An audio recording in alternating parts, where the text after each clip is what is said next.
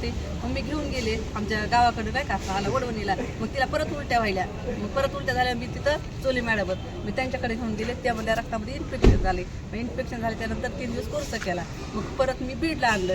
ते इथं आणलं नाही का ढाकणे नाही का ते त्यांच्याकडे आणलं. तर ते काय म्हणले की तुमच्या पेशंटचे म्हणजे हे करा सिटी स्कॅन सोनोग्राफी करा. मग मी केली. मग केल्याच्या नंतर ते काय म्हणले की तुमचं पेशंटमध्ये पूल झालाय आतमध्ये जास्त. तर मग आम्ही त्यांना विचारतो. ते काय म्हणले तुम्ही काय करा म्हणले आम्हाला 5 लाख रुपये द्या आणि हिचं ऑपरेशन करतो. तर मी त्यांना म्हणलं माझ्याकडे 5 लाख रुपये नाहीत म्हणलं सर. मग ते म्हणजे तुम्हाला जिथं द्यायचं तिथे घेऊन जा. मग माझ्या मुला पुण्याला दिनानाथला घेऊन गेले पहिल्यांदा. मग तिथं घेतलं तर ते म्हणले आमच्या पेशंट म्हणले सिरियस आहे तिथं काय म्हणले आमच्याकडं समजा काही सुविधा नाही.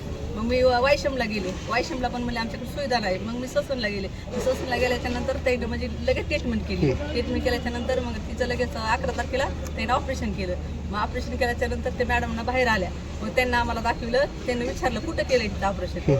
तर मी त्यांना सांगितलं की आमच्या इकडे बीडला रुग्णालयामध्ये. तर ते म्हणले हे डॉक्टर का कोणच म्हणल्या म्हणजे समजा असं करते मला सोबत. तर त्याने दाखवलं हेडो. तर त्याच्यामध्ये एक कापड होतं आणि हातामध्ये ग्लोव्ज होते म्हणजे ह्याच्यामध्ये पोटामध्ये. मग नंतर ते ऑपरेशन झालं. 2-3 दिवस म्हणजे बरी झाली. परत आणखीन ते जास्त इन्फेक्शन झालं. परत तिच्या आतडे आतमध्ये तुटल्याच्या नंतर परत ऑपरेशन केलं तिचं. आता ससरला माझी मुलगी ॲडमिट आहे. ज्यांच्याकडून हे झालंय गुन्हा त्यांच्यावर कारवाई लगेच करावी असं. आता तुम्ही वरी CS ला भेटलात का? काय म्हणणं आलं त्यांचं? ते CS म्हणणं आहे की म्हणजे CS ला माहिती आहे 9 तारखेला. म्हणजे ते म्हणतात आम्हाला कल्पना आहे. म्हणजे ते ढाकणे आहेत तर टोकले ढाकणे त्यानं ते 3 वाजेपर्यंत मला संपर्क करीत होते. 3-4 वाजेपर्यंत. तर मी म्हणलं हे फोन का करतात म्हणलं मला म्हणजे असं वाटलं. तर ते काय म्हणले नाही आम्ही नाही का म्हणले पेशंटची काळजी घेण्यासाठी. तर मग ह्यांना सांगितलं. मग हे काय म्हणतात की आम्हाला 9 तारखेला माहीत होतं. मग यांना माहीत होतं तर मग यानं समजा एक फोन करून विचारायचं ना म्हणजे काय आहे काय नाही म्हणून. मग त्यांना पण माहिती CS ला पण माहिती आणि ते ढाकण्याला पण माहिती. म्हणजे यानं काय केलं दाबण्याचा प्रयत्न करते ते. सदरील डॉक्टरवर कारवाई न झाल्यास पुढचा इशारा काय असणार आहे?